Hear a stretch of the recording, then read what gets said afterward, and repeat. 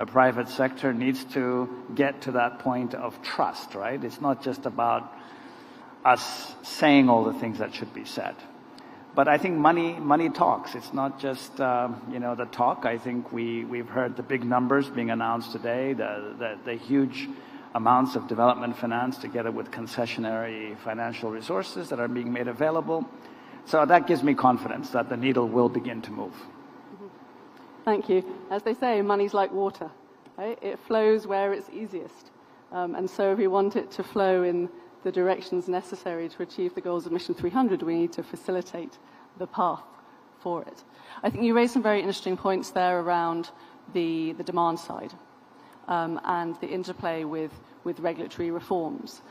Because I think there has been a recognition for longer of the role of the private sector on the generation side.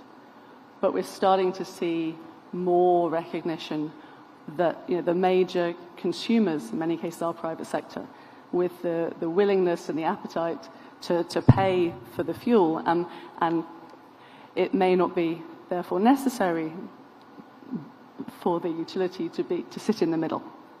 So we're seeing more countries opening up the sector to allow that private to private. Do you see that as a trend in the countries that you're operating in? Yeah, I think we see different models that countries are implementing. I think we also see a lot more pragmatism from countries to try to find out what works. So whether you have captive power, so selling electricity directly to private customers is allowed in many countries. But I think what we want to see a lot more really is a huge increase in the pipeline of bankable projects that could attract the pools of capitals that is sitting on the sideline looking for ways in which they could be invested and earn a return. And for us, I think there is a big effort that needs to be made in risk mitigation. Those instruments are available, but they are a bit cumbersome to use. So if we could, facilitate the use of risk mitigation to cover some of the risks that the private sector is not very comfortable to take. But I think for me, it's also a huge amount of effort has to be made in increasing the resources for project development. Project development is essentially the kind of resources that are needed to build up the pipeline of bankable projects, putting money at risk early stage to build the pipeline. And this is what we are doing at Africa 50 with a specialized project development vehicle called Africa 50 Project Development. It's a $100 million facility that is investing in early stage project development. But we are also in the process of raising a $400 million fund called ASIA, the Alliance for Green Infrastructure in Africa, that we are co-developing with the African Development Bank, the African Union Commission, Africa 50, and a number of partners, investing to build up the pipeline. And we have a number of projects. I think I see the Minister of Finance of Madagascar is here. We are helping the country on the 20-megawatt hydro project, Volobe. I see that my sister from Mozambique, Minister of Foreign Affairs, she's here. And we're looking at power transmission, PPP, at the development stage. Of course, I mentioned Kenya. So there is a lot happening, but what we need to do is speed, faster things, faster, getting things to the financial close quickly and commercial operations quickly, and then scale. So it's nice to do things here and there. We know how to do it, that's the good news, but the not so good news is that we have to do it faster and then at scale. Thank you. I doubt there's any disagreement in the room that we need to do things faster and bigger. I guess the question is how. And I think you raised the issue of bankability. And certainly, through our experiences, I think one of my favorite phrases is bankability is in the eye of the beholder. There is no set in stone rule as to what constitutes a bankable deal. And we need to work together to find new and innovative ways to address risks and to accelerate the closing of these transactions. Through the process of establishing GreenCo, we often encountered that as we were trying to encourage people to think differently about the way risks are covered and power is procured. We often heard, the people say, oh yeah, it's a great idea, but it's never going to work. It's too ambitious, it's too big, it's too political. But we carried on, we persevered, and where we are today, I think, is a testament to those who believed. And the Rockefeller Foundation, I have to give a shout out for being our earliest supporter, without whom we wouldn't be here. So I think with Mission 300, we have such a huge backing from these fantastic institutions. So for you, are there particular things that you see as being, or seem to be insurmountable obstacles at this point in time, but in 5-7 years' time, we'll just accept that they are a perfectly normal and acceptable things? What breakthroughs are needed to help achieve the Mission 300 goals? Would you like to take that one, Admasif? I don't think I heard very well, so I'm going to start using this. I think it's got such a high ceiling here, I think it's swallowing up the sound. So I don't know if Alain heard, maybe. I'll take the question. I understood that because I'm closer to you, so I can. Look, you're right. There are a number of things that people are always saying it's impossible, and then you have to just be creative and persevere, and then when you get things done, people will follow. Success breeds success. But what seems like impossible at this point, which really we're trying to tackle, is those project development. Project development is hard, it's risky. People spending money early stage before you have the contract is tough. That's why many of the global investors, global power companies, they're leaving Africa because they don't want to risk as much money on the project development space. But we, at Africa 50 and others, we have to tackle project development. We have to spend money early stage to support companies that have good ideas, that want to test the feasibility. We have to do it. And this is a process that hopefully we can scale up, and we are in the process of scaling up. I also want to say local currency. Local currency is it is a game changer, okay? Because financing large pieces of infrastructure with foreign currency, it's possible, but the FX risk is too high. So we need to figure out a way to tackle local currency. I think this is something that institutions such as Africa 50 we are doing. We are doing by mobilizing African pension funds. We launched the Africa 50 Infrastructure Acceleration Fund. We brought together 16 African institutional investors to back our first close at $222.8 million, $0.5 million. It's small, but it's a way to start mobilizing African institutional investors alongside global investors. It's important. So these are the kind of things that seem insurmountable, but once we do it, maybe hopefully more people will come to the party. Thank you. Excellent point on FX there. Yeah, Kathy, just to top up on what Alain said, I think we do have some very promising wins in our sales, not just dedicated resources that are being made available, but institutional innovations that even Africa 50 itself represents. If you go back to the turn of the millennium, when we were debating these issues in the context of liberalization and PPPs, there was no Africa 50. Today, you have a dedicated institution like them that can actually get involved early stage and take those risks on a patient basis, like he said. And some of us, of course, have also realized that debt funding is important, but it's not enough. And so we have also begun taking quasi-equity positions in projects when there have been sensitivities around gearing and there being inadequate risk capital. So we've done a combination of senior debt and quasi-equity. We've also decided that we need to also expand our toolkit, in some ways learning from what Africa 50 and others have done, by having more technical assistance and grant funding to support project developers in the early stage on a patient basis. It's not like it's free money. It'll be returnable grants. If the project succeeds, then it becomes reimbursable, and we rechannel it to other deserving projects. And so we have a dedicated vehicle now separate from TDB itself. It's called TDF, And we've managed to attract philanthropic partners in addition to the usual suspects who give concessional and grant funding, that is official development assistance related funding. So there's quite a bit of innovation happening even within the MDB world. I think even the way this M300 initiative has been launched, I think the term was used this morning, many different hands together dealing with this complex challenge. And there's a lot of us who are actually very much engaged in this. I'm working very closely with the World Bank Group in addition to the African Development Bank and the Africa 50. And I'm not just saying this in terms of just general working together.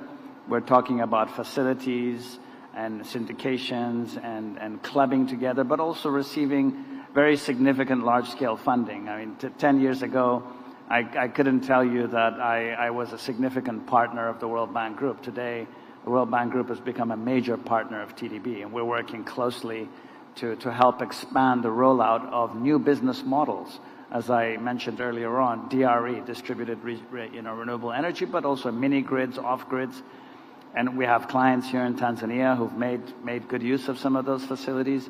This is long-term funding. We can go 15 years. This is for private sector SME lending, right? So if you go back 5 years ago, none of these facilities existed. So, I mean, there's real practical examples that we can point to that shows that, you know, these big policy pushes are getting dedicated funding. Of course, you know, in the final analysis, you need that risk appetite, right? And I think the countries do need to continue investing in creating an attractive and enabling environment. I think that was spoken about again this morning. Predictability is so important. Even though it's obvious, in reality, it's not simple, right? It's an obvious matter, but we've seen setbacks in a number of cases, and we see you know, dramatic shocks happening in some countries. And so I think we just need to keep beating those particular drums, because, you know, that's exactly the kind of thing that scares developers away, right? I've been involved in some countries where there were missing links, and you have a pay or take kind of arrangement. And so the power project that was generating the power did their part. And they're like, you were supposed to roll out the transmission line. You didn't. So it's a deemed take. And so the client had to, you know, the sovereign actually had to pay for the power, even though the power wasn't taken. But that's an example of a sovereign that took up its responsibility the right way and realized that they were going to break the project if they didn't actually pay for the power that was not taken because there was no transmission line. And so, I mean, there's a lot of dependencies as well, and I think this is something that experience points out as being something that requires good policy, good planning, good programming to ensure that big investments don't end up, you know, being exposed to missing links that become very, very costly. Yes, thank you. Thank you. And I think you were talking there with you about the environment that is needed for this bankability. And I think the private sector is generally good at taking risk if it's able to assess that risk. So you're talking to transparency and predictability and certainty. And those core fundamentals are really the foundations to enable the private sector to play the full role it can play. So we've talked about the unsurmountable but actually surmountable obstacles. There's no such thing as impossible. But we also can't foresee everything that may be around the corner. Are there things, tailwinds or headwinds, that sitting here today, if you had to predict something that we would say in a few years' time, oh, I didn't see that coming? First of all, I am predicting things that we're working hard to make happen, because that's what's going to change the game. I think what we're trying to do to change the game is two things. I think the most important really is to promote very hard and to support a lot more participation of African stakeholders, be it African developers, African investors, African companies, into the African power sector, because we work, of course, we're very happy to work with global institutions, global sponsors, but this continent will be developed, the investment will be driven by African stakeholders, and we need to see a lot more of that. And we are working on that. The Alliance for Green Infrastructure in Africa, we have a special bucket too, which is there to support African developers. We also have a bucket that is supporting others. So we need to see that. And again, we're working hard to try to make sure that what really will change the game is to make sure that you have bankable utilities, off-takers that are able really to provide an off-take without government guarantees. If you have that, huge amount of money will come in. We've seen it in other regions. We will see it in Africa. So for me, we'll see it, and I'm working hard to make it happen. Thank you. Well, one or two things come to mind. I spoke about the supply side, technology-driven dynamics, and some of those move much more quickly than you would have expected. I think on the policy side, there are some developments that appear to be in the making that might, liberalize some aspects of the financing for natural gas projects, because it's not been very easy for African countries to be able to raise financing to develop gas. I think Mozambique was lucky, and they're on a roll. Certainly Tanzania is finally catching up. Namibia, for geopolitical reasons, has managed to attract good attention, the same with Senegal and Mauritania. But I think there may be some dynamics in that space where all of a sudden a window opens for a little bit more access to long-term funding and private sector investment in areas like that. The one thing that I've also been observing with curiosity is the number of countries that are embarking on nuclear power development in the continent. There's quite a few countries that have actually signed up for that, and you hear bits and pieces around that. So I think the diversification of the mix will continue. I don't think it's going to always be in the same way we all expected, but I think in the final analysis, it will be a net positive. And I think, eventually the technologies will become so much more interesting on the renewable side that whether you have strong policy incentives or not, we'll still have a massive expansion of renewable energy, and I'm hoping that that will be the case. On the hydrology side of things, we see some big dams being developed in a number of countries. We hope climate change doesn't affect the hydrology too much. But yeah, that's also a very proven segment of reliable long-term baseload power, and we'll see a few more countries doing that. And but I think that's more of the same kind of development. I think it's the newer stuff that's going to be capturing our attention in a few years to come. Thank you very much.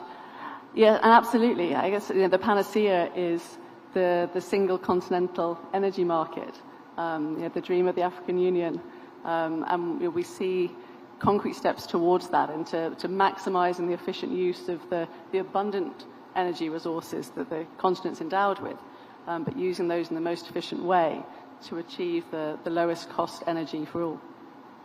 So with that, I think our time is up. Gentlemen, thank you very much for sharing your insights. It's been a pleasure. Thank you. Thank you. Thank you very much, Kathy. A warm round of applause. Thank you so much to your panelists as well. And so, ladies and gentlemen, from a focus on the future of African energy business, turning inwards now to the question of clean cooking. As I invite my panelists to descend the stage, I know that my next set of speakers is standing by, ready to come and join us onto the stage. Introducing the moderator of the session, and that is Rashid Abdallah, Executive Director at the African Energy Commission, or AFREC. Rashid, let's give Rashid a round of applause. Thank you so much, Rashid, for being here. And joining Rashid is Peter Scott, the CEO of Burn Manufacturing. Peter, welcome. Thank you for being here. Martin Kimani, CEO of MGAS, please join us up on stage, gentlemen. And Dr. Richard Muyungi, Special Envoy to the President of the United Republic of Tanzania. Ladies and gentlemen, at this moment, I'm going to yield the floor to Mr. Abdallah to lead the panel discussion. Sir, you have the floor.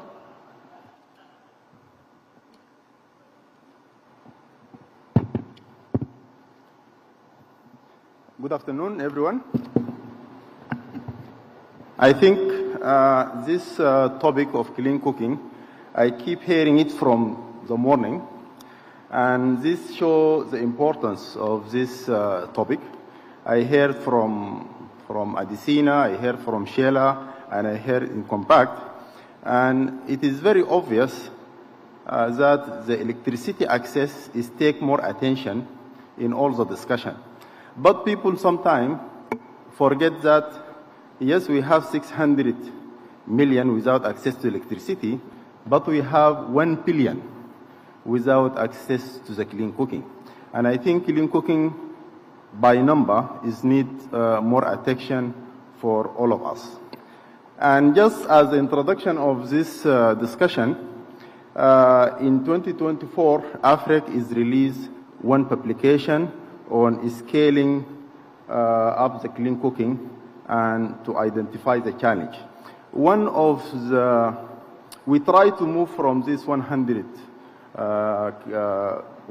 billion without the clean electricity, but we try to identify what this costs us as Africa.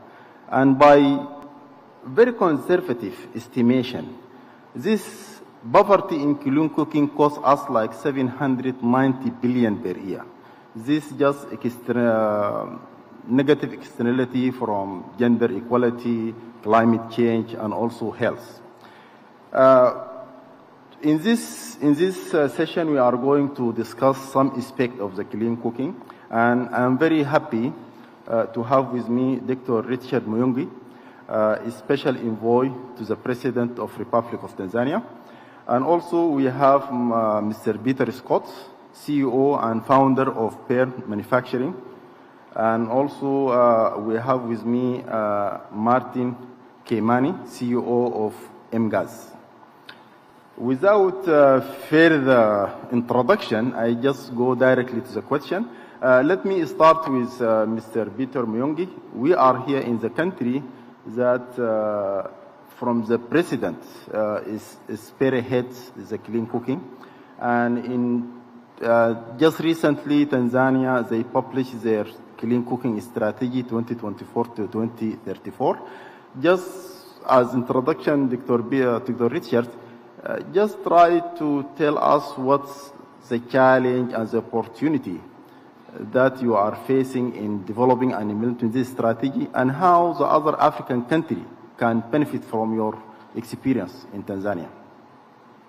Thank you. Thank you very much, Rashid. I'll start with the context, why we think and why Excellence decided to come up with this strategy.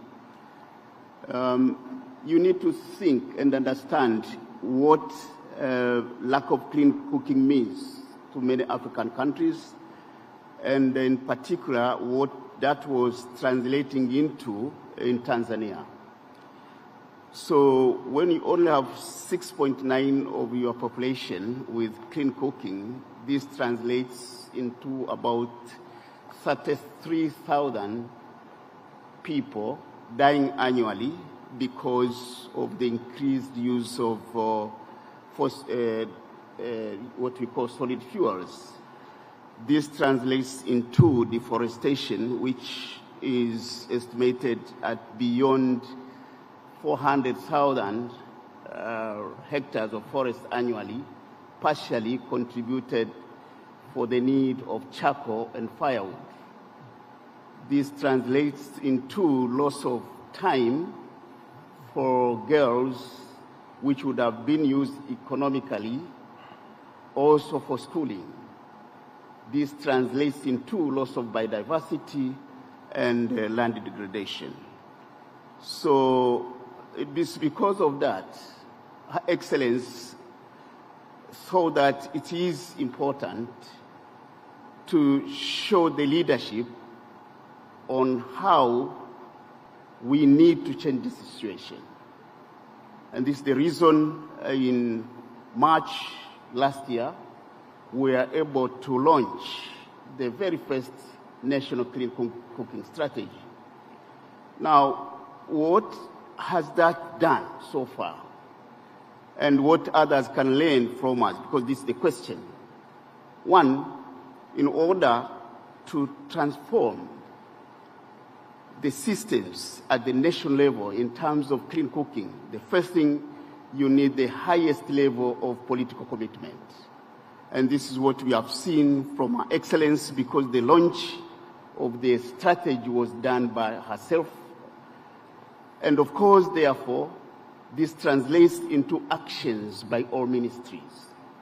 So what we have learned is that, one, the highest level of political commitment is needed across the continent to be able to put in place a system which can work for others. Secondly, is coordination. Before the strategy, clean cooking was not well coordinated. But now, with the strategy, clean cooking is coordinated under the Prime Minister's office, bringing together all key stakeholders, including the private sector. So this is important. So you have a system in place which is under a single strategy which coordinates all the players. Thirdly, the engagement of the private sector. And this is very important. To address clean cooking in Tanzania would certainly require the engagement of private sector in all fronts.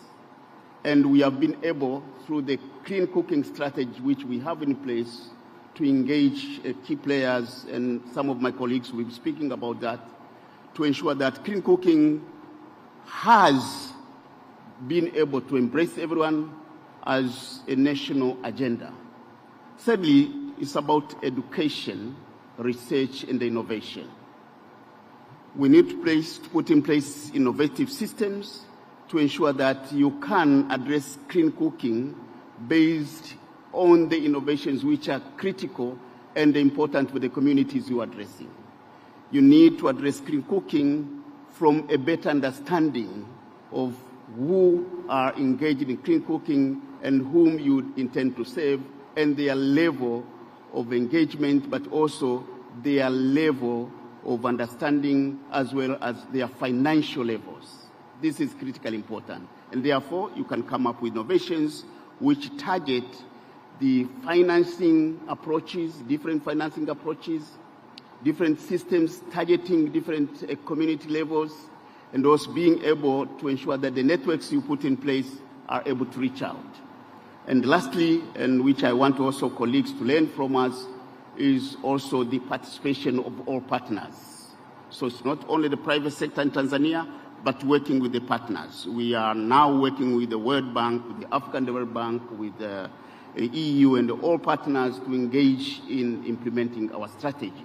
So these are the areas, because I have 3 minutes in brief, which we think our colleagues can learn in terms of what we have been able to do, and which we believe by 2034, at least 80% of Tanzanians will move from the current systems they are using to cleaner technologies and innovations. Thank you.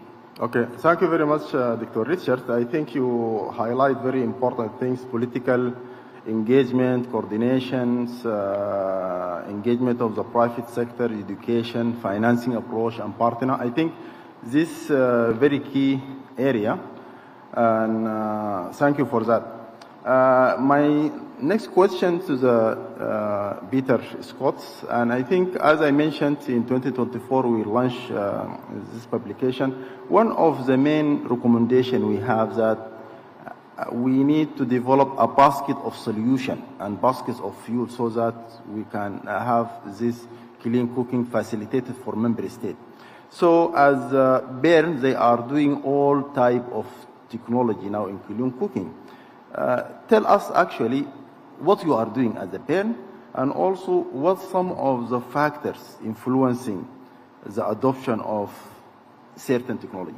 Yeah, thanks so much, Rashid. It's an enormous pleasure to be here. This is the most exciting time in the history of clean cooking. I've been doing this for 30 years, and over the last 30 years, myself and my team, we've built the world's most successful and biggest clean cooking company, and that's called Burn. And we design and manufacture all of our products here in Africa. We have about 3,500 employees. We've made over 5 million stoves. So as Rashid was saying, you know, Africa is very diverse. So we don't make just one product. So we make the world's most fuel efficient wood stove and charcoal stove and ethanol stove and institutional stove and LPG stove that we partner with our friend here, with Martin. So we make a variety of stoves because every country is very different in Africa. So for example, Tanzania is the best market in the whole continent for electric stoves. Whereas in DRC, the grid is not yet developed, and so there we have to bring them the world's most fuel-efficient biomass stoves. So this is, it's a very exciting time, and specifically I want to talk about our new electric stoves. So, you know, people think that electric cooking is too expensive in Africa. We're actually we've rolled out tens of thousands of units of high-tech induction stoves that feature pay-as-you-go technology, IoT monitoring. And so even around this building, we have multiple customers who have switched they've gone from charcoal or kerosene or wood or even LPG and are now cooking with electric. So, you know, people think that, like, you need the grid to roll out electric cooking, which is true. But in fact, the reality is that electric cooking is going to be what's going to allow the grid to expand. In places like Kenya, we have actually spent billions of dollars rolling out the grid, but you didn't give them the ability to utilize it. And that's what electric cooking is going to do, is going to actually help the grid grow and expand. Now, you know, interestingly, if I came here a few years ago, I would say, oh, we don't have any money. There's no money in the sector. Now there's lots of money. There's money, and it's all standing by, and it's standing by waiting for governments to approve carbon credit regulation, which will allow carbon finance to flow. So it's a very different place. Before we would say, there's no funding. It's not possible. The funding is there. And what's required is the governments to execute their regulations, which will allow carbon finance to flow and carbon trading to flow. So I would love it to speak to people afterwards, if they're interested, about how we could bring a carbon finance cook stove and clean cooking project to your country. So we've rolled out this year in Nigeria, in Malawi, in Tanzania, in Ghana. It's all happening, and it's the question of which government will come to the table first to sign up with us to execute this. This last year, we've utilized about $80 million of subsidy. Next year, we'd like to do $250 million of subsidy. It literally can happen now. Please, let's talk. Okay, thank you very much. And you said a lot, so I cannot summarize. But it is very important that Africa is different. We have different resources. We have different culture of cooking, so we need different solution. Let me go to the Martin Kimani, and I think one of the main issue on clean cooking is affordability and how the payment. And I think as you are pioneers in pay as you go, really try to summarize us how it's doing, how this will help the situation, what's the challenge you are facing, what the opportunity is there. Thank you. And good afternoon, everyone. I think it's been very well articulated here that we have an African crisis. The crisis is very clear. There are studies that have articulated that very well. Dr. Muyungi just gave us some more statistics about it. We are losing over 900 million people, or we have 900 million people who are exposed to polluting fuels in Africa. This, in perspective, is about 70% in the continent. If that's not a crisis, I don't know what a crisis is. So we are very clear. We are losing lives, 1,400 lives every day. in the continent as a result of exposure to these polluting fuels. So question remains, where is the challenge? And as it's been said here, it's a question of affordability. The reason why most of the households in Africa are preferring to use biomass like charcoal and wood is because they cannot afford upfront the money needed to get the clean cooking accessories. It takes them $50, $70 to onboard yourself as a household into clean cooking. You must agree with me that this is a huge challenge to many households in Africa, and this is why they have been condemned to daily buying charcoal, daily buying firewood, because they cannot raise that cash up front. We've talked about it, and as MGAS, what we bring to the table is how do we execute? How do we close that gap? How do we enable households to be onboarded into clean cooking? And this is how we came up with the innovation that we use today, which is the use of an IoT-enabled smart meter, which we fix into a 13-kilo cylinder together with a cook stove, install that into a household without upfront payments, but then give the household a chance to pay as they need to cook. It's what we are now calling pay as you cook. So a family with 35 cents dollar can cook 3 meals in a day. We've just mirrored the pattern that they used to have previously, but in this case, just buying dirty fuels that are harmful to their health and damaging to the environment. So with the same amount, actually lower, they can now cook, or they can now cook using LPG. This is where our pay-as-you-cook or pay-as-you-go model is coming in to fix the gap. And the advantage with this model is its scalability. We have been able to onboard, in about 3 years, 500,000 households between Kenya and Tanzania. That's not a simple task, but it also shows you, to your question, the opportunities that lie when you engage this kind of financing model. 500,000 homes in Kenya, in perspective, is about 3% of the household population. And this is only within 3 years. So, and this is still together with piloting the product and putting the structures in place. So give or take, and with limited funding, we can be able to scale between 1 million and 2 million households between Kenya and Tanzania. So one of the big advantages is ability to scale and scale quickly. Because, ladies and gentlemen, I must submit to you that the crisis we are dealing with is urgent. There is no time. We need to move with speed. This model helps that scale and within a very short time. So obviously, there are challenges because we are talking about putting in assets within the households without requiring for immediate payment fast, and you allow your revenues to come in over time. That's one of the big challenges, to invest in the infrastructure, to invest in the technology. But once you overcome that handle, you're able to progress. Implementation. Thank you very much. I think you are very passionate about it. And I think everyone should be passionate about this very innovative one.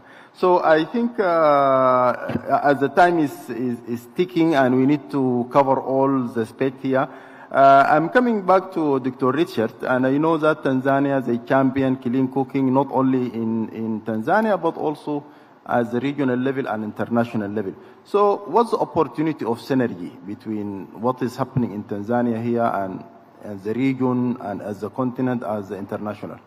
Just briefly, so that we can catch. I know we don't have much time, but thank you very much again, Rashid. Yes, indeed, Her Excellency Dr. Samia Suluhu Hassan, President of Tanzania, she is the champion of clean cooking. You are right to say, and in Tanzania and across Africa and now internationally.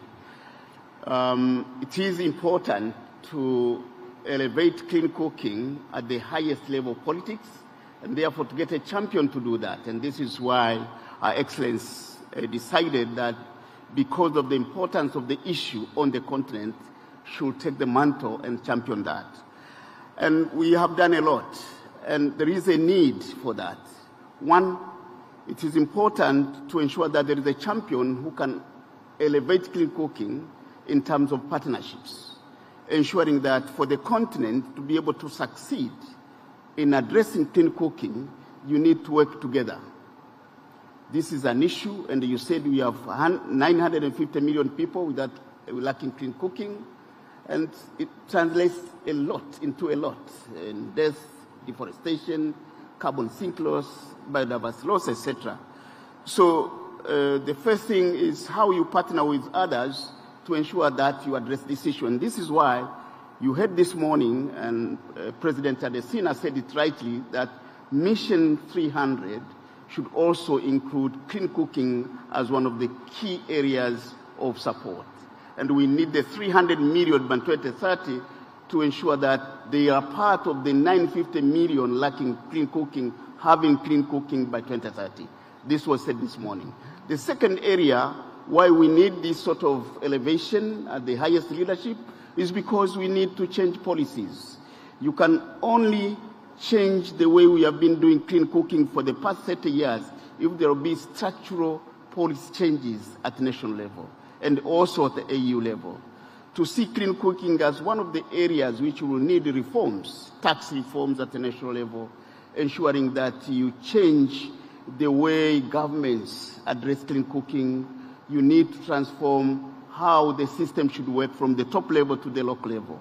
And thirdly, you need to bring new partners. He just mentioned about the carbon markets, etc.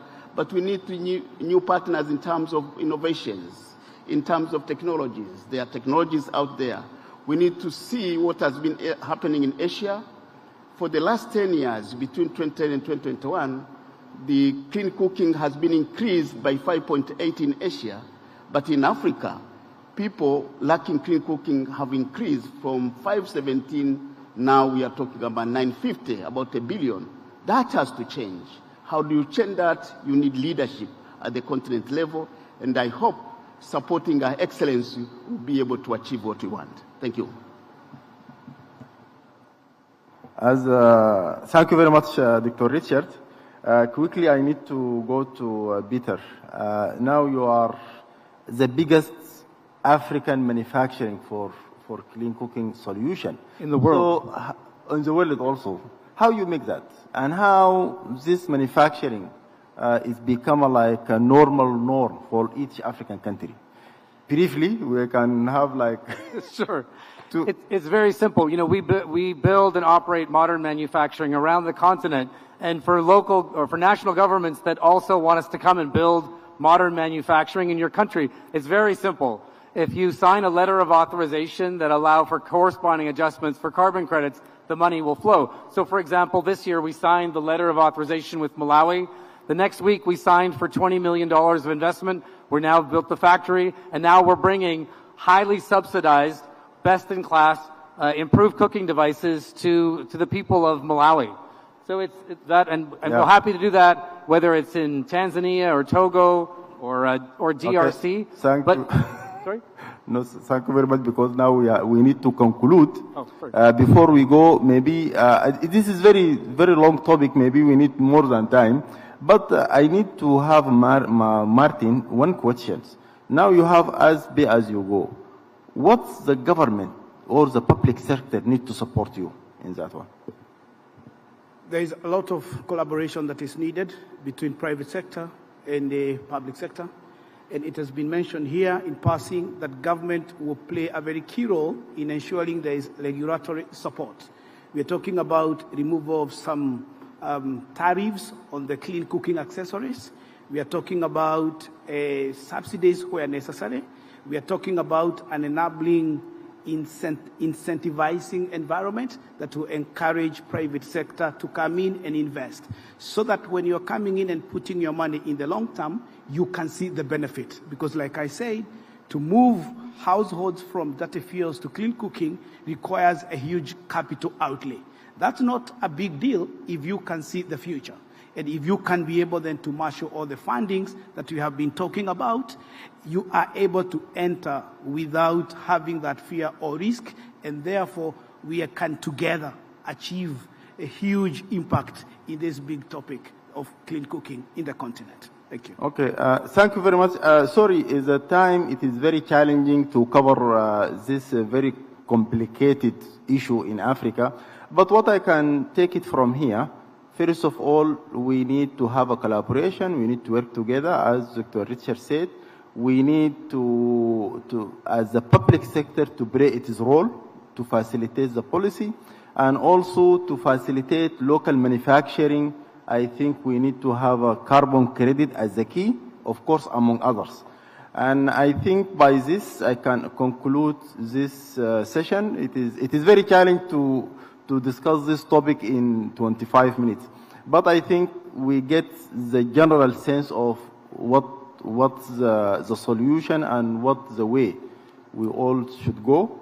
And allow me, or I request the audience to give a round of applause for my panelists.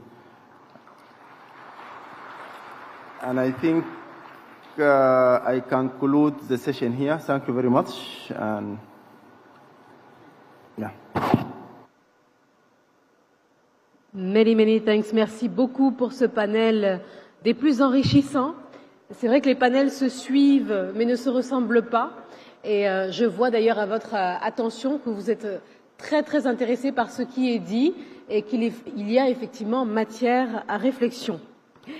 Alors, pour parler de garanties pour la réduction des risques, nous avons le plaisir, une fois de plus, d'accueillir des experts de premier plan. De toutes les façons, nous n'en avons que ça, des experts de premier plan, qui partageront avec nous leurs perspectives et leurs expertises sur ce sujet crucial.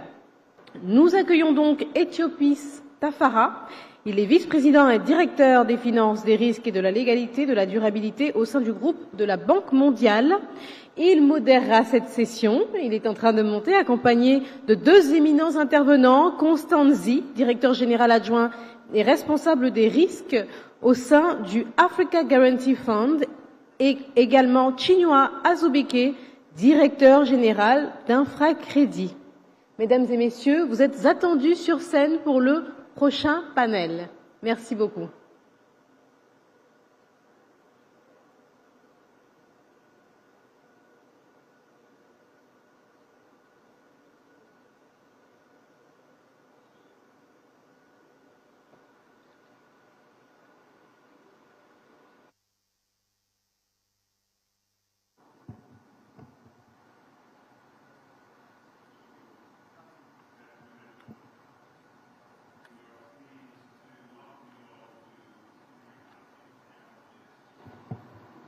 Bridging the risk divide, scaling private investment with enhanced de-risking solutions. I'm Ethiopis Tafara, MEGA Vice President, responsible for finance, risk, legal, and sustainability.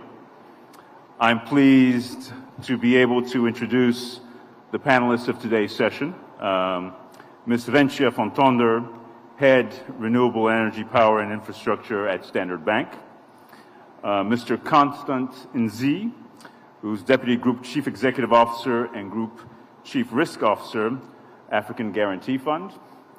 And then we're also joined by Mr. Chinua Azubike, who is CEO of InfraCredit.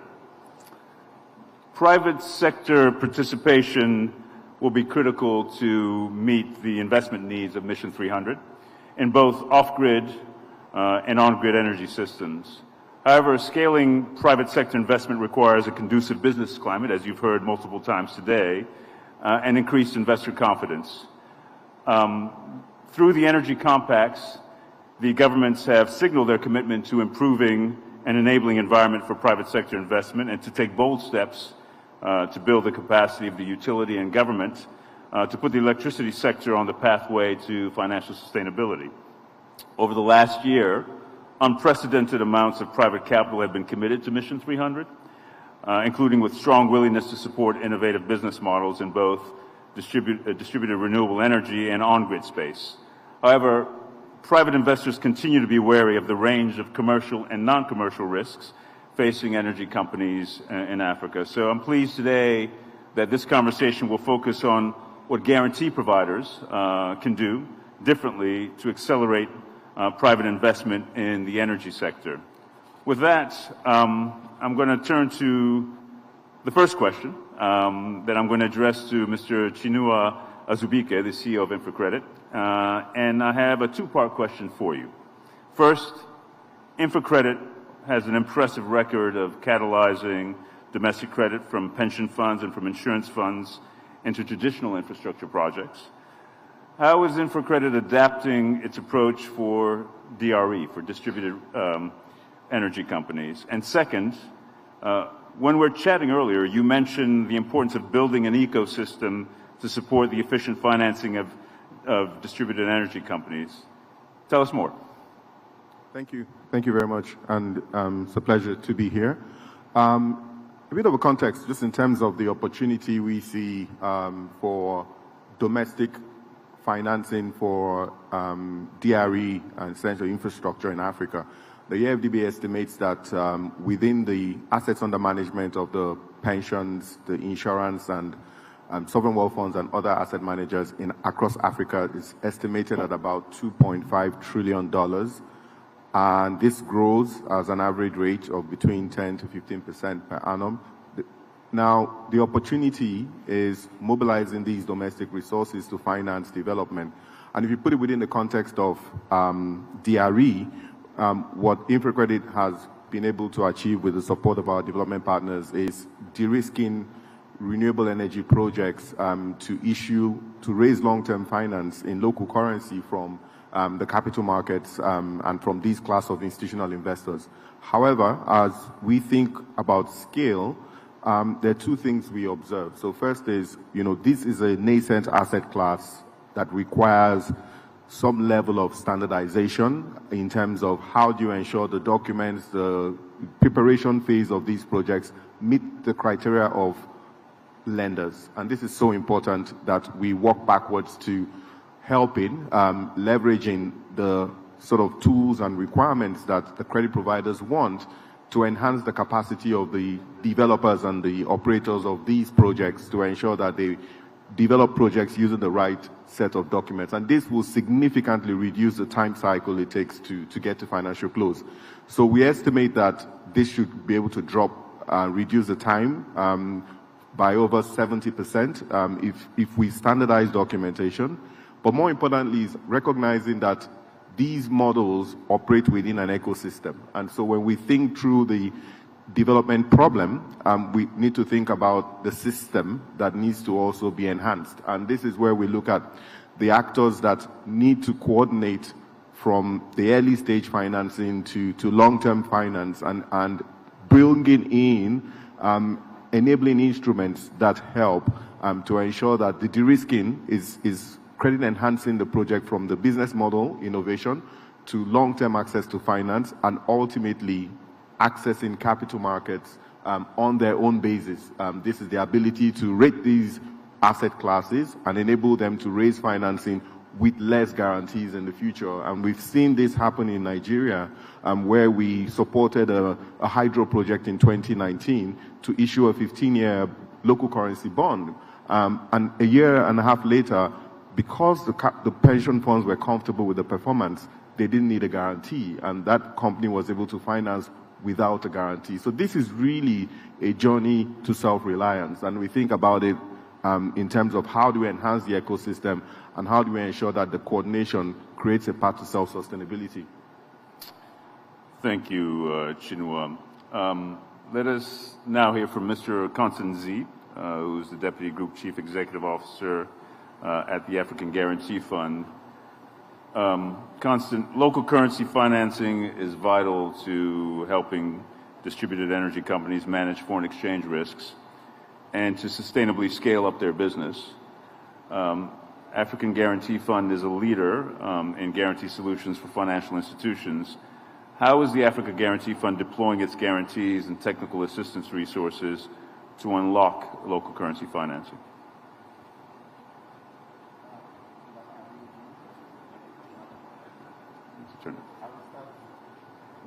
I will start. I will start with the point made by my CEO earlier about the asset available in Africa, because what we are trying to do is to see how we can make all this financing available in Africa to SMEs. So this is the reason why we are talking about de-risking, because today banks have trillions of resources sitting in the balance sheet, and these resources need to be allocated to projects that they think have a lesser risk than another project. So the main goal of African Guarantee Fund is to enhance the credit worthiness of SMEs. So the very first point is how we help banks to take an exposure on SMEs without taking the perceived high risk of the SME. So we provide this credit enhancement to banks to increase their appetite. When we do that, there is a second point coming in the picture, which is the collateral, because even if a project is bankable, a very good risk, it still needs some collateral. And collateral has a cost, because most of the point that banks or end users use to make to the guarantee use is the fees, the cost of the guarantee. But what we need to keep in mind is even when you provide a collateral, this collateral has a cost. If you provide a cash collateral, you have an arbitration between placing this cash collateral in fixed deposits, earning in local currency 4%, 5%, or using it as a collateral. So by having a guarantee which will cost you 1%, 2%, 3%, you are saving this cost of collateral. So this is the second thing that we are providing to make sure that the resources are being routed to the SMEs. And then something very important that, because we are talking about DRE, something very important that needs to be put on the table is the tracking, the accountability of green projects, because DFIs will always push to have some exposure in green fields for SMEs, but what we tend to forget when it comes to SMEs is this KPIs tracking. And the SMEs don't have the know-how to track the KPIs when it comes to green projects. So what AGF is doing differently on this specific challenge is to work on some technical assistance to have an expert, a technical expert outside the PFI and outside the SME to track these indicators and demonstrate that the financing which is being sent to SMEs is really helping to achieve the goal. So this is the main thing that we have been working on internally in terms of technical assistance, which is very important to give a kind of assurance to the GFIs, to all the donors, that your resources that you are routing to the green field is being used properly. Thank you, Constance. Now I'd like to hear from Rensha von Tonder, who is, as I said, head of renewable energy and power and infrastructure at Standard Bank. Rensha, as Africa's largest bank, Standard Bank is an important leader in financing energy access and the energy transition. What is Standard Bank doing differently to expand financing, and what would you like to see more of from guarantee providers? Thanks.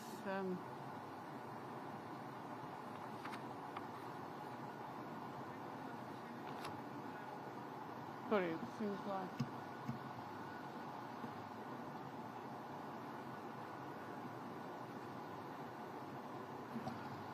Can you hear me now? Perfect.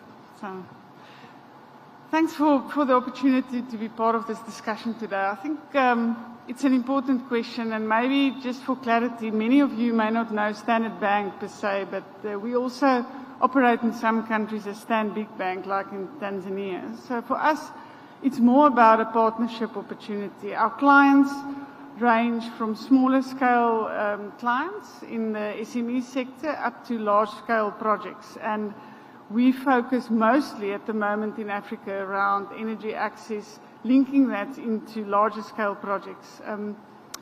when we look at the different type of opportunities, and this is where commercial banks are to a certain extent critical, but also important to partner with DFIs and guarantee providers. I believe that you can leverage what we can do as a commercial bank 3, 4, 5 times if you find the right balance in terms of the type of guarantees and the need that is out there. We look at, for example, when you look at solar home systems versus mini-grids versus IPPs selling into utilities versus what we see now being developed in the continent, traders, aggregation, the need for the type of finance and the risk allocation very different.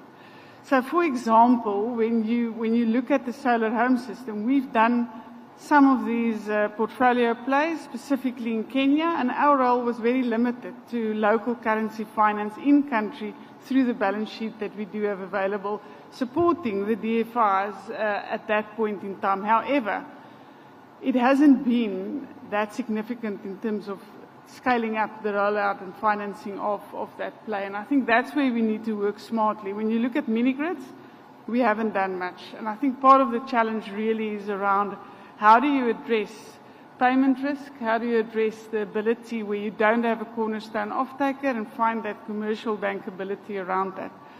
I don't want to discuss too much around IPPs because I think the ones that has been very successful, there has been really good support from the risk providers and guarantee partnerships between banks like ourselves. And I think what we need to do there is probably find that balance between how do we get more bankable projects into that pipeline, because there's so many opportunities. We find that sometimes it's a stop-start and you end up trying to address a risk that a developer or a sponsor should take that a commercial bank shouldn't take. The one part that I do see where we see more and more development, and maybe it's as we see a liberalized market being adopted through an open market system in the markets we operate, with South Africa, Namibia, Zambia and Kenya being the leaders, is where we introduce traders. And I think a good example is how do we find the right risk allocation and be able to fund that with the right partners. We've recently closed a transaction in Zambia with Africa Green Co, and we didn't have any risk mitigation in terms of a guarantee structure, but we had the ability to finance that to be able to fast track the business case around something like a trader. What we've also done, and we're busy with some of those transactions in South Africa, is where we have the introduction of traders, and the need is very different. You need a first loss, you need a liquidity buffer, you need risk mitigation through a whole different range of risk parameters. And I think what I would like to see more of is closer alignment in terms of those specific needs and how do we address those risks. Thank you, Rensha. And I have to say, the insights you're sharing of the role that guarantees play in mobilizing private investment resonate with me from a MIGA perspective. You may know, and many of you may know, that President Bonga called for the creation of a World Bank Group platform that brings together all of the guarantee products and guarantee experts within the World Bank Group under one umbrella. The purpose of which was 2 or 3-fold. One, just to make it simpler to navigate the system, the World Bank Group system, so you had one-stop shop for all guarantees. You would know where to go and you would be coming to MIGA. But also to streamline the execution and diligence process and to make it more or less uniform across the World Bank Group, irrespective of whether or not it's a bank guarantee, an IFC guarantee, or a MIGA guarantee, the 3 institutions that fall under the MIGA umbrella. But for me, I think the most important aspect of this guarantee platform is our ability now to bring various guarantee products together, right? So we've done it in the past, it was much more ad hoc, but now we can bring our non-commercial risk guarantees together with credit risk guarantees in support of a project and do that systematically. And I think what we'll find is that we're able to grow the pie of projects that we do by virtue of that combination.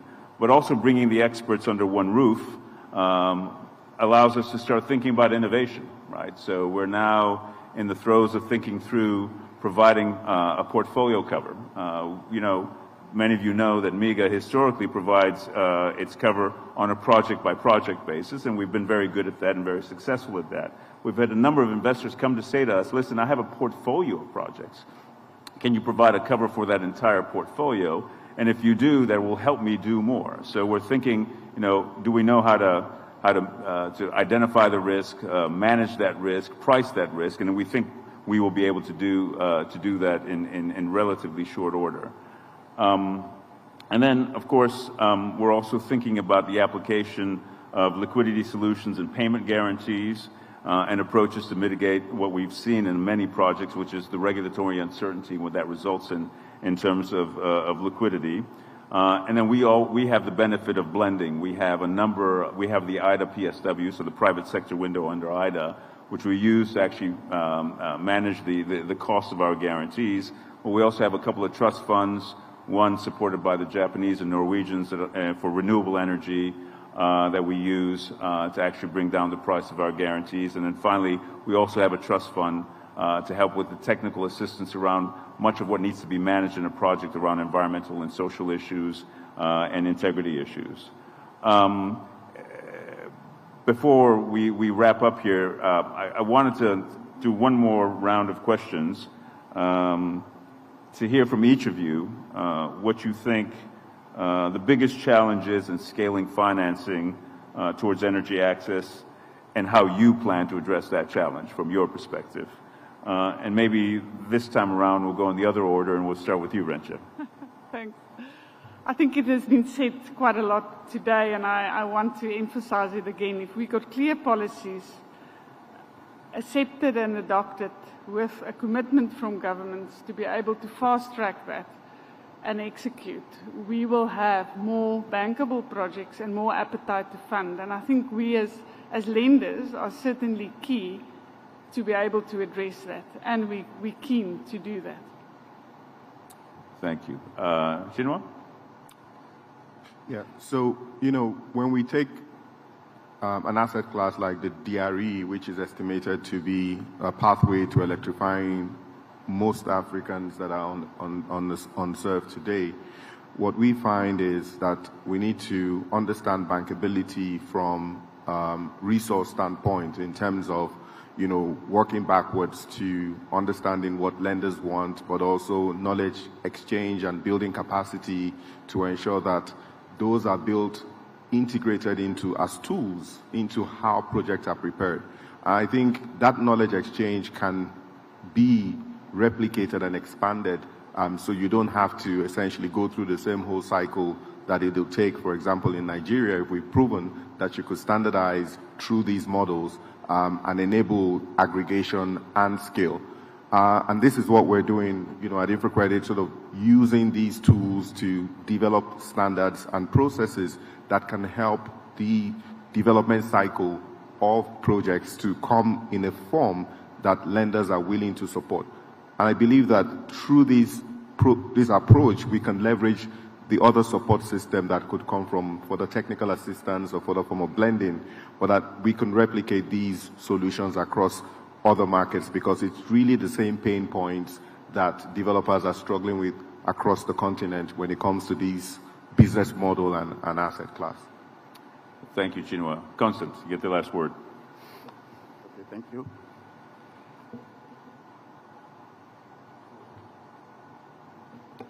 Can you hear me? Okay.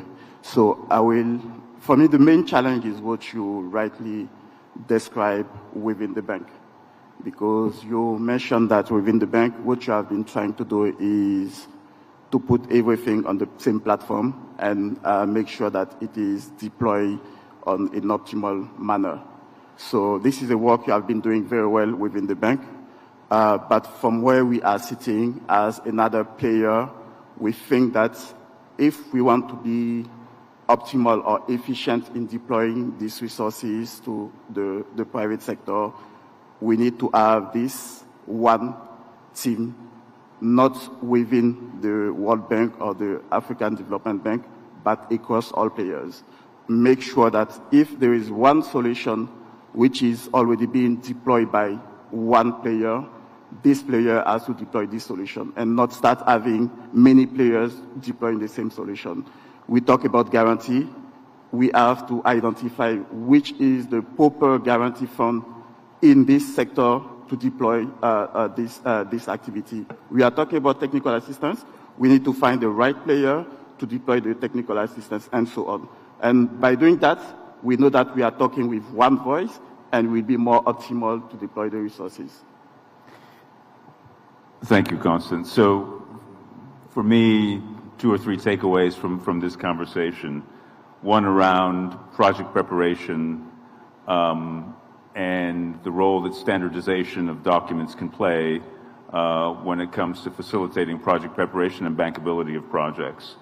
Also, another takeaway is the role that guarantees can play in what I call the demonstration effect. So, you support a project with a guarantee, and if that project proves to be successful, it may make the guarantee unnecessary in the future. Indeed, I expect it would.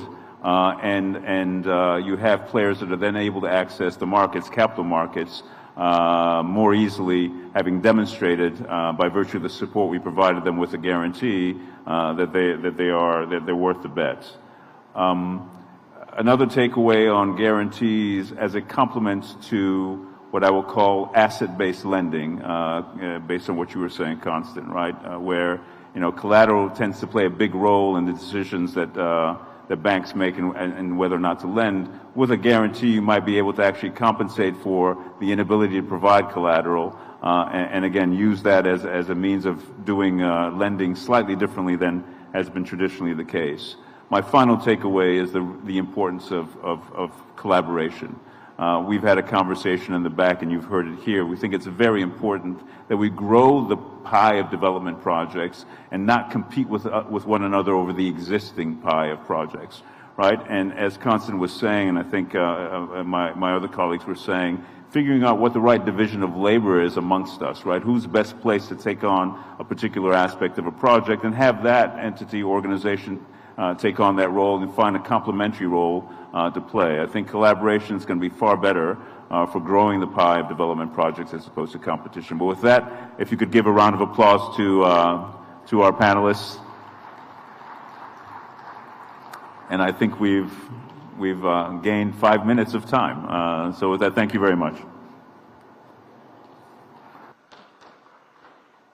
Ladies and gentlemen, I think we can do a better round of applause. I know it is late in the afternoon, but that was a riveting conversation. Thank you very much, gentlemen. I do see that there is a request for a photo. I think that photo has been taken. All is well. Ladies and gentlemen, thank you for staying with us. We have just one final rapid panel discussion that is left to go on our program, after which we are going to hear some closing comments from Dr. Kafulila, who of course is the Executive Director for Public-Private Partnerships in the Ministry of Finance here in Tanzania. But before we get there, the final conversation is set to really then zoom in on private sector participation in transmission. Now, I want to do a quick check in the room to see if my panelists are with me. The moderator of the session is Mutale Mukuka. Mr. Mutale Mukuka, let me have it. Are you in the room with us? Thank you very much. He's here. He is the CFO, rather, of the Copperbelt Energy Corporation, CEC. Joining him on stage is Chris Flavin, the acting CEO of Gridworks. Chris, thank you so much for being here. And closing up the panel is John Mativo. John, welcome. And John is the Managing Director and CEO of Ketraco.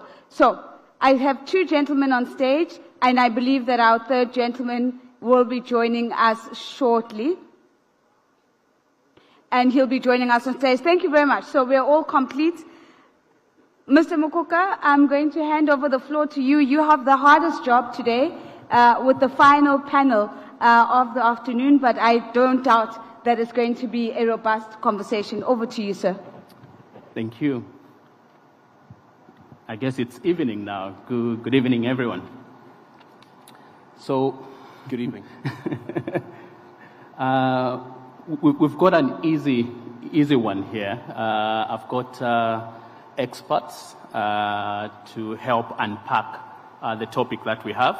I think half the time in the sector, we have a small subsector, which is the transmission segment, which is highly neglected from an investment perspective, from a regulatory perspective. And more often than not, we see that this subsector is often seen to be a public sector-led type investments in there. However, over the last couple of years, a number of initiatives have allowed this subsector to change or transform in its own. So what you see is that whether you're looking at it from a west, east, or SAP perspective, you see that there are regional groupings that are coming up with utilities forming their associations, and that in itself is putting pressure on integration of transmission grids of the respective countries. The second issue is that there is a push for the integration of intermittent supply, which is the renewables, whether it's solar, whether it's wind, and so on. Now, that in itself, again, from a technical perspective, investment perspective, requires a different form of and aggressive investment.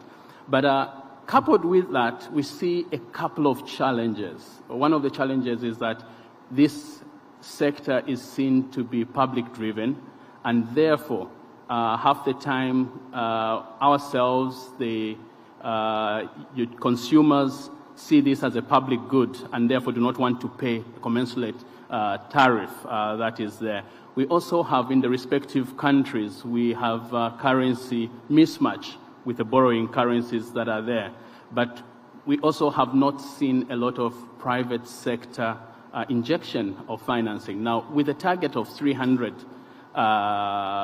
million people that we need to connect, it means that we need to allow for private sector financing to come in and essentially go alongside the public financing that is there to activate some of these interconnections that are there, whether regional interconnection, as well as the new build. And to have this conversation, I've got Chris and John, who are experts in this field. Chris is the CEO of Gridworks. I've got John. John is the CEO of Ketraco. Good evening, gentlemen. Good evening, Mitali. Thank you very much. Good evening. Okay.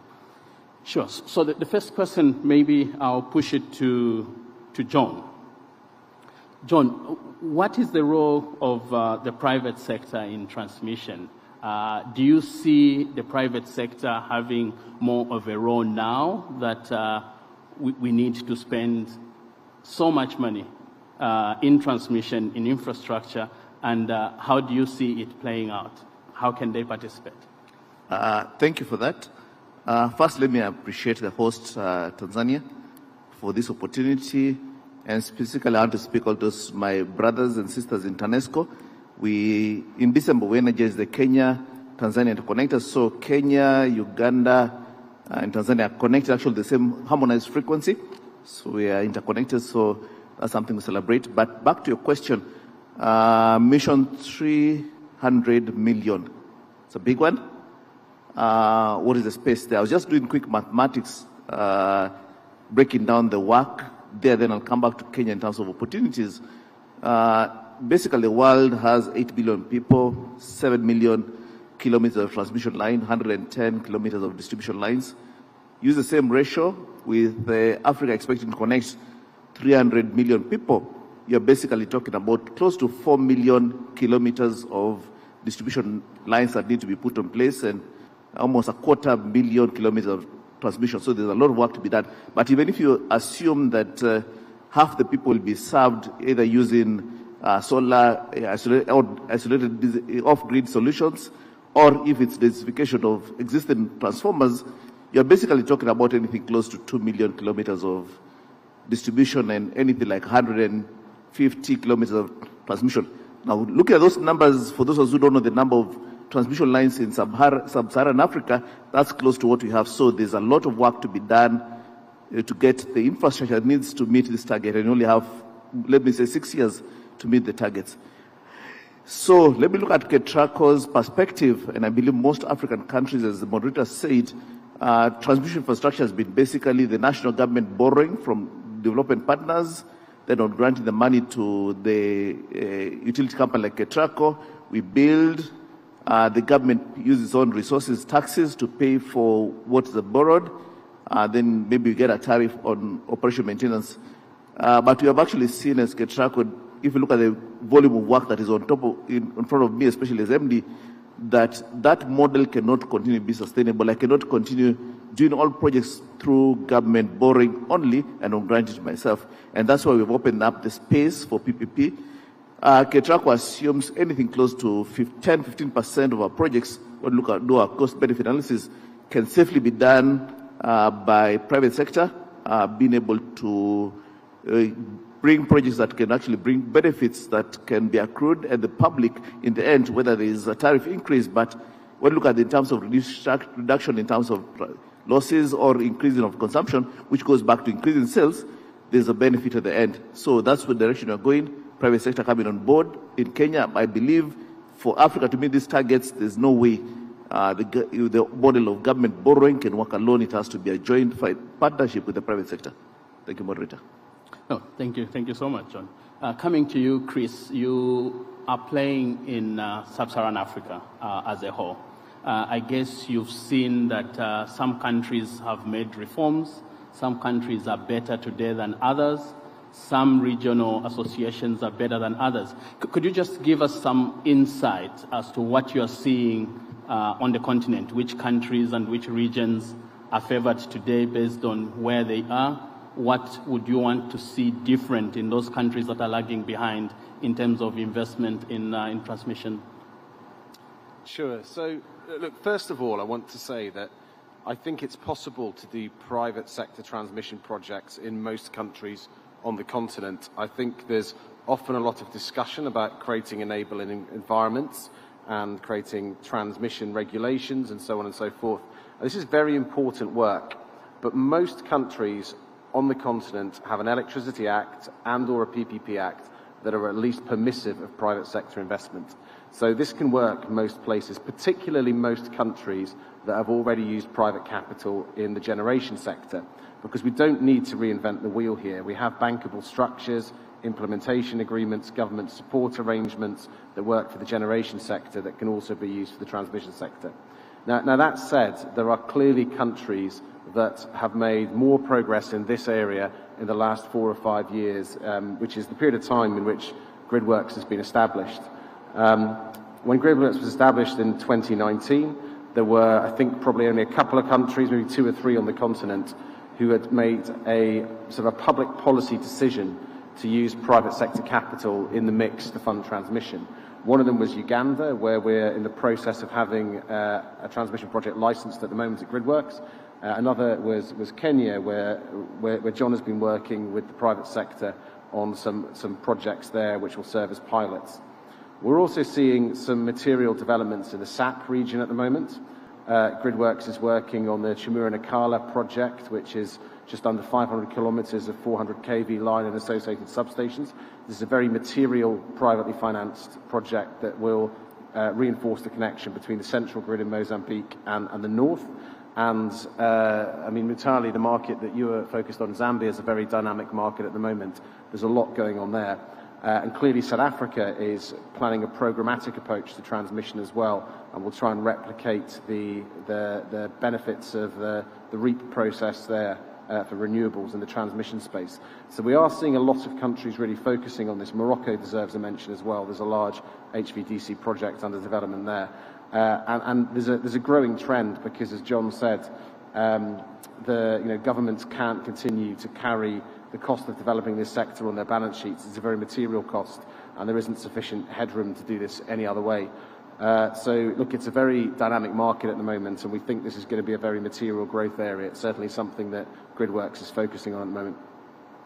Thank you, Chris. I guess going back to you, John, looking at it from a government and utilities perspective, what do you see as being the sort of opportunities and benefits of them introducing private sector financing in the respective countries to fund the transmission infrastructure? I guess one of the benefits I could just run with is maybe two main benefits because of time. One of them is definitely the ability for government to run everything else at balance sheet, which I've said. This helps me to meet our targets in terms of transmission master plan, meet all the targets that we're coming to. But I wanted to stress more in terms of the efficiency that private sector needs to bring on board and should be bring on board based on the PPP Act. So basically, whether it's time efficiency, technology efficiency, to be able to ensure that projects, and again, ensure these projects accrue benefits that can actually be felt by the public faster than it should be. Let me give a good example, whether we talk about the Kenya-Ethiopia line, which, because of various reasons, especially government financing, we finish anything between 4 and 5 years later than expected, than what was the initial EPC timeline.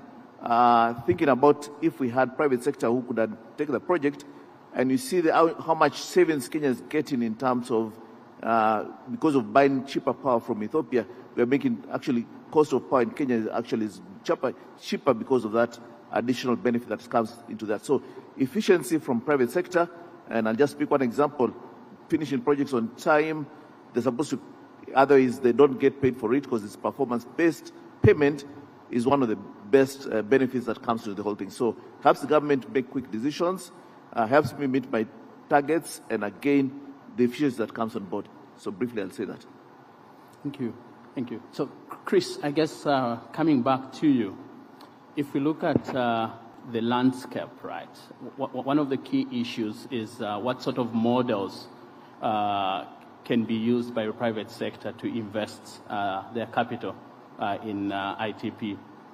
Now, what do you see as the key challenges as it relates to regulation and some of the financing sort of risks that you see, whether it's the cost of capital, the structuring, the risk allocation, and how can we overcome those based on the models that you've seen operating in the continent? So I'll go back to how I started my previous answer, that a lot of the thinking on this can be replicated from the IPP sector if we are moving ahead with sort of narrow PPPs, ITPs, IPTs, whatever you want to call them. You have a simple offtake agreement with the utility, and you have some government support arrangements. So we don't need to reinvent the wheel with this. There are risk mitigation tools available already for other forms of infrastructure in Africa, including liquidity support instruments from people like ATIDI, political risk insurance. I see the MEGA team sitting in the room. You know, we've got standard practice in all of these markets on government support arrangements. So the experience of GridWorks so far has been that when we get projects towards financial close, there is no lack of capital that's very interested in financing them. We have long-term debt and long-term equity available for infrastructure projects in Africa. The gap that we see is at the front end. It's project development. It's risk capital to develop projects. Transmission is very capital intensive, but developing transmission projects is very expensive as well. Projects, sort of, you know, $300 or $400 million projects cost $10 to $15 million to develop, and there isn't a lot of suitable funding available to cover that. A lot of the sort of development facilities that are available for the African energy sector at the moment were designed around sort of smaller scale renewables projects. So they don't really fit larger projects like this. So I think that's the key area, and that's where the development finance community, I think, could focus more resources to unlock more of these projects. Thank you. I guess we have a few minutes to go. Maybe we can have one question each. And coming back to you, John, maybe you might want to just give a highlight of how we can enhance collaboration between the private sector and public sector. You know, what are the three things that should be taken into account to build stronger partnership between the governments, the utilities, the regulators, and the private sector who are injecting capital in these projects? Thank you. I think once a country has developed the right PPP framework, especially regulations and the Act and all guidelines that are there. Then whether it's the Energy Act, for example, in Kenya, but I believe in other places, has a framework in terms of onboarding private sector players to come on board. So the Act, the laws are very clear in terms of how private player comes on board. I think the next thing is to focus in terms of how do we get especially the government side, to have the capacities and the skills that are necessary. And here people have to work together. The other one is to develop documents, because one of the things right now, preparing project agreement with Africa 50, and it's taken longer to develop the whole thing. And if there's a way to have standardized documents, will make things much faster to move forward. Then the whole issue in terms of being able to, because the biggest risk in terms of transmission line, one of them is definitely the issue of right of way, the way leaves. If we can find a solution in terms of how they can be got early and acquired, even if it's going to be paid through the project later, but at least that ensures that is taken care of. Issues of liquidated payments, liquidated support to ensure there is in the utility companies that especially are collecting money from the consumers, they have enough resources to be able to pay. I know that's one of the debates. I know there is a TD and MEGA we talked about. I think we're still debating in terms of how to have either 2 months worth of payment available, some cash support. So basically seen in terms of how government, private sector and development partners can come and ensure that at least the first set of PPP projects in Africa transmission lines will be made easier to develop as we go forward. Then the other thing is definitely how do we communicate this information to the public? That's the critical factors. If it's not well handled, this is something that Africa, most people are still have not absorbed what a private sector player will be doing in transmission infrastructure. So that's something that we can work on, I believe, all of us together, and make it much easier to implement future projects. Thank you. Thank you. A quick one for you, Chris. Innovation is a key word in anything. How can we be innovative? How can we think outside the box from a financing perspective? And what financial instruments are out there for the investors who are here? What should they look at? Should they just limit themselves to the traditional financing that we see? Or are there other instruments that they should be looking at to finance transmission infrastructure? Under 1.5 minutes. 1.5 minutes. I'll try and be very quick. I'm not sure if this is innovation because it's probably going back to the tried and tested from other markets. In most places in the world where major grid extensions, major grid projects have happened, in places that have close to 100% access now in Europe and North America, a lot of the heavy lifting was done by governments and then a lot of the time by PPPs, so governments in coordination with the private sector. In Africa at the moment, we seem to be trying these two polar opposite models. You've got the tried and tested public sector financing routes, loans from MDBs, government resources, and then some projects, a small number of projects, they're sort of tossed to the private sector and they say, sort of have at it and see if you can do this without any subsidy. The very obvious way to do this is for the scarce public sector funding that requires government support to be spread around a number of projects to deal with viability gaps in them, and then to leverage private finance so that if there's $100 million available, $200 million, instead of doing one project of concessionary money, instead of doing one project, you use it to deal with a viability gap on 7 or 8 projects that are then funded with the private sector. I think that's the way to do the big heavy lift on the continent. The trick is going to be how you do this with the appropriate governance and the appropriate process from a procurement perspective when you're using this sort of public funding, because there's a risk that it could take a very long time to do these things programmatically. Thank you, gentlemen. I guess a quick summary there is that we need the private sector financing in transmission. We need, from a government perspective, to ensure that we put in place the right framework from a regulatory perspective. We need to have the right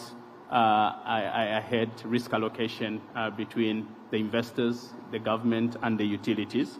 There is no way that we are going to achieve the 300 million access to electricity if we do not find a way of attracting private sector financing in transmission as well. More importantly, I think we need to ensure that we have reliable transmission networks that will allow for the supply of reliable and efficient power. But we need to be ready to support the transition, energy transition that is there. With that, please allow, you can clap for my experts here. I think they've done a good job. We've got John and Chris. This is the last session, I guess. Thank you so much, everyone, and we'll invite oh, there you are. Thank you. Oui, je suis là également pour vous remercier d'avoir partagé vos points de vue durant ce panel. Thank you very much. Il est à présent temps de conclure cette journée. Et pour ce faire, nous avons l'honneur d'accueillir Monsieur David Kafulila, directeur exécutif des partenariats publics-privés au ministère des Finances de la République de Tanzanie.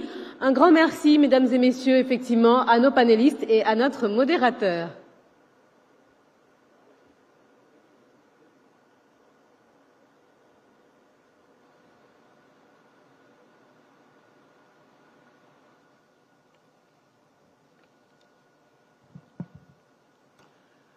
Good evening.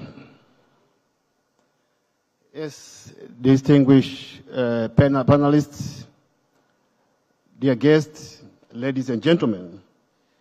First of all, it is my pleasure and honor to have this opportunity to address this very strategic conference after having almost all the sessions for today.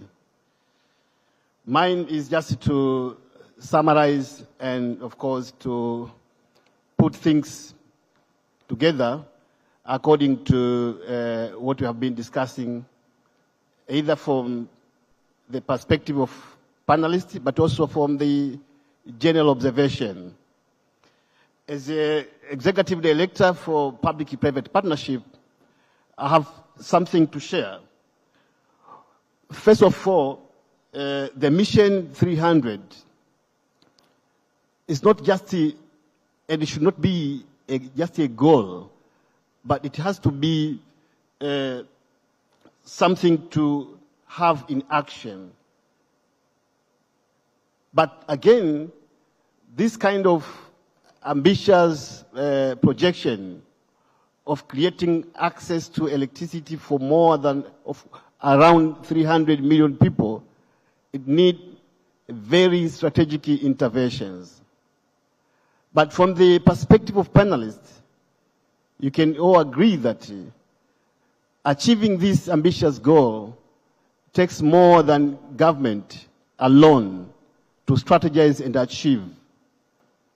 So it is from that perspective that the panelists who have been discussing issues around power transmission line by using private sector have concluded that it is inevitable. I mean, private sector engagement is inevitable, that we must engage private sector to make sure that we achieve this ambitious goal and making this dream sustainable, practical, and achievable. This can be noted from the numbers and the size of our economies as a continent. For instance, to date, according to IMF data, the ratio of debt to GDP for Tanzania is around 47%. For Kenya is around 70%. Rwanda 71%. Malawi is around 84%. The whole continent of Africa is subjected to debt distress. The ratio of the GDP of the whole continent to debt to GDP of the whole continent is around 67%. So this calls for more alternative financing to achieve such strategic projects like power transmission. So, in a nutshell, we need to align almost every stakeholders, every players, in making sure that we mobilize the resources to implement such massive investment in power transmission and, of course, even generation.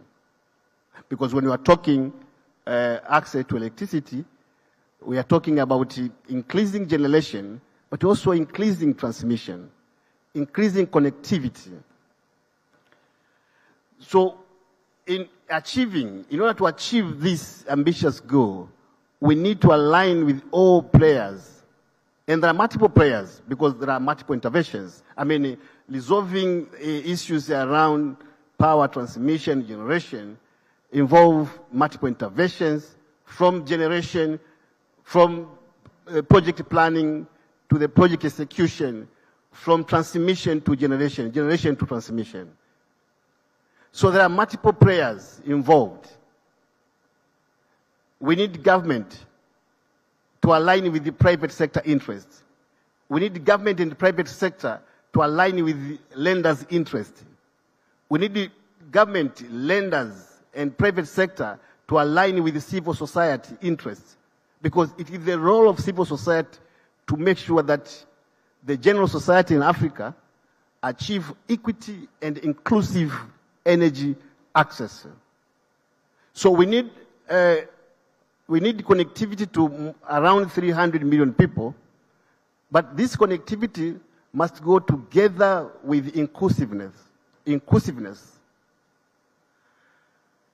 So we need to make sure that we strategize in a way that all the players, from financials, civil society, private sector, all are aligned to make sure that we achieve this ambitious goal. Because one of the critical challenges that we are facing is misalignment among the key players. So in doing so, we need to undertake some major reforms in making sure that the policy and legal and regulatory frameworks are in line with the interest of those key and major players. In Tanzania, for instance, we amended our law, the PPP Act, in 2023. And the Act now is providing some key elements to make sure that we have the framework which is competitive, to make sure that no investor can fail to decide investing simply because of the weakness in our framework. Our framework provides government guarantees. Our framework provides viability funding, that in case maybe the project is not commercially viable but economically is viable, the law provides viability funding to support investors. But the law provides room for international arbitrations, which was not there before the amendment. And the law provides establishment of special purpose vehicle for the sake of transparency and accountability. So after having done all these amendments in our legal framework, we have seen the mushrooming of investors' interest to invest in our country, especially in this sector. Why? It's because of the friendly and competitive legal and regulatory framework. The only challenge so far, which we are trying to address, and this has been, and this is in the desk of TANESCO, is an issue of making alignment between the Energy Act, which limits private sector to undertake transmission. So we hope that soon we'll amend the Act to allow private investor to undertake, to be engaged in power transmission. So, ladies and gentlemen,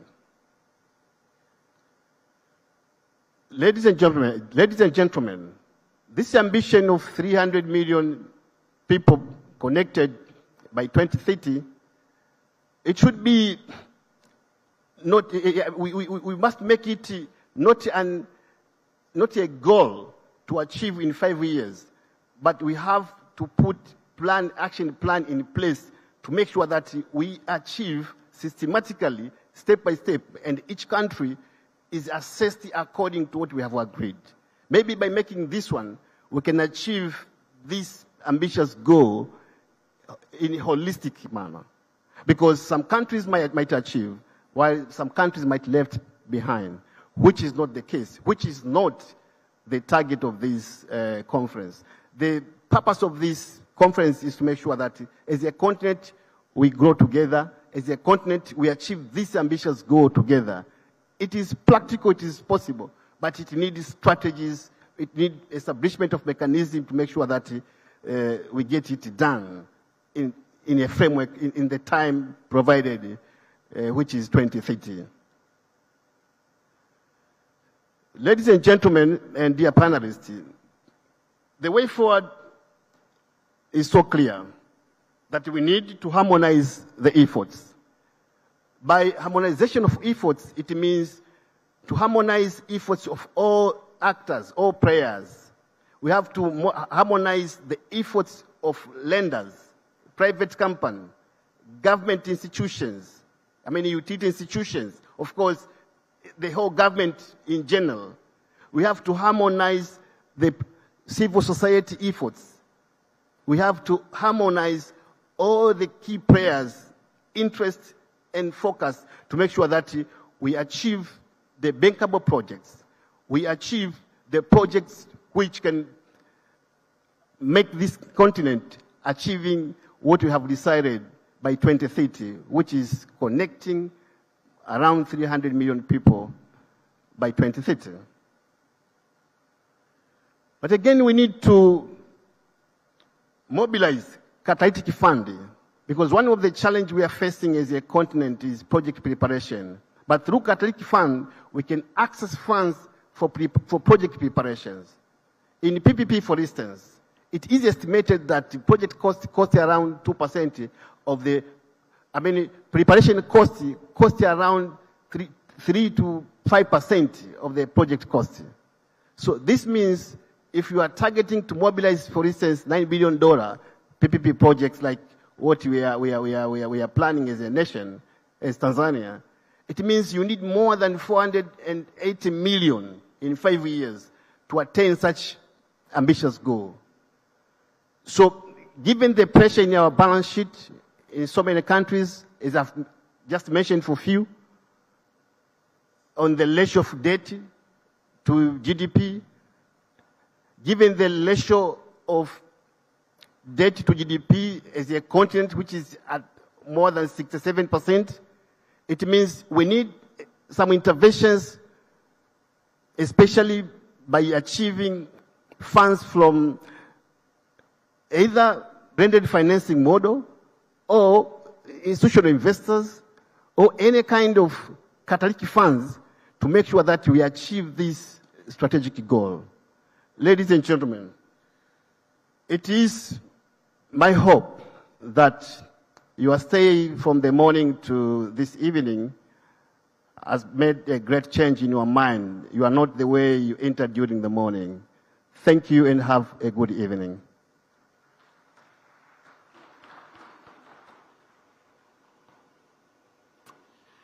A very big thank you to Mr. David Kafulila as he gives us his closing remarks and reminds us that the way forward is so clear. Thank you for the reminder that it is going to take coordination and harmonization, strategies, and more importantly, sir, it's going to take action. Now, ladies and gentlemen, as we close, allow me just to make a few logistical announcements in relation to our dinner plans this evening. We are going to be invited, and we are all invited to the reception, which starts at 1900 hours. The reception is taking place at the exact same place where we had lunch earlier on today, and that starts from 1900 hours. And then, more importantly, ladies and gentlemen, the starting time for tomorrow. Now, remembering that tomorrow we have our heads of state in presence, And as a result, access and security is going to be a lot tighter and a lot more robust. And so we're inviting all our delegates to firstly make sure that you are seated by 8 a.m. at the very latest. We will be serving coffee and enabling networking from as early as 6:30. So you can come from as early as 6:30, but by 8 a.m. we request that everybody is seated so that we might receive our heads of state. Anybody who tries to access this venue after 8 will unfortunately not make it in.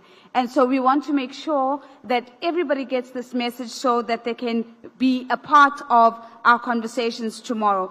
The final thing that I'm going to say before I hand over to Marie-Angèle, where she's going to give us a little flyover over the program tomorrow, is to thank you very much for those who are in the room. Thank you for staying in the room throughout the day, but also for everybody who's joining us online. Thank you for remaining connected with us and being a part of our conversation. My name is Nozipho Shabalala, and it's been an absolute privilege. Marie-Angèle, over to you. Thank you very much, Nozipho.